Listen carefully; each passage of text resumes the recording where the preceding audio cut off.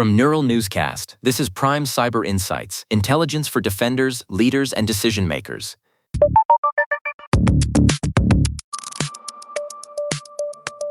I'm Aaron Cole. Welcome to Prime Cyber Insights for May 5th, 2026. Today, we are tracking a surge in critical patches and systemic risks within identity architecture. I'm Lauren Mitchell. We begin with Progress Software and MOVEit Automation. The company released updates yesterday addressing 2024 CVE 46770, an authentication bypass with a critical CVSS score of 9.8. The stakes are high, Lauren. This vulnerability targets the service backend command port, and given how ransomware groups like CLOP have leveraged MOVEit in the past, there are no viable workarounds. Immediate patching is required for versions 2024.1 through 2025.1. While we're discussing active threats, VulnCheck reports that MetInfo CMS is being exploited in the wild.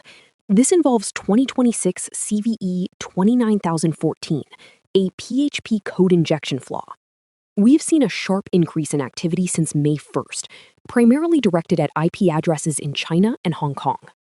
Shifting to identity architecture, there's a significant blind spot many security teams are missing: unmanaged OAuth grants.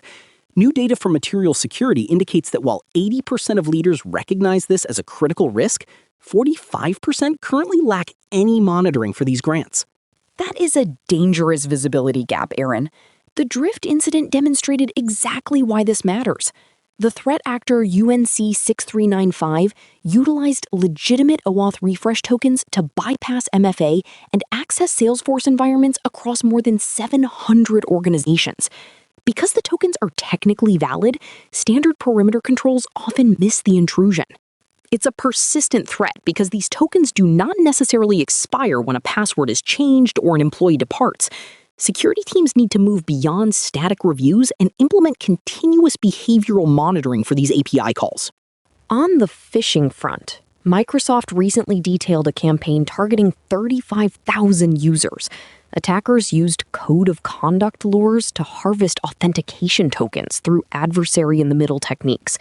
It is a sophisticated operation that leverages authorized internal channel notices to establish trust. Meanwhile, on the targeted side, ESET has uncovered a supply chain attack by ScarCruft. They compromised the gaming platform SQ Game to distribute bird call malware. What is notable here, Lauren, is the multi-platform strategy, poisoning Android APKs while maintaining persistent backdoors on Windows systems. It shows a clear evolution in state-sponsored tactics. Whether it is a broad phishing net or a surgical supply chain hit, the objective remains deep data collection and surveillance. Practitioners must prioritize visibility into both their third-party integrations and their mobile fleets. Direct and analytical. That is the briefing for today. I'm Aaron Cole. We will be back in the briefing room tomorrow. I'm Lauren Mitchell. For deeper analysis, visit pci.neuralnewscast.com. Neural Newscast is AI-assisted, human-reviewed. View our AI transparency policy at neuralnewscast.com. This briefing is for informational purposes and does not constitute professional advice. Thank you for listening.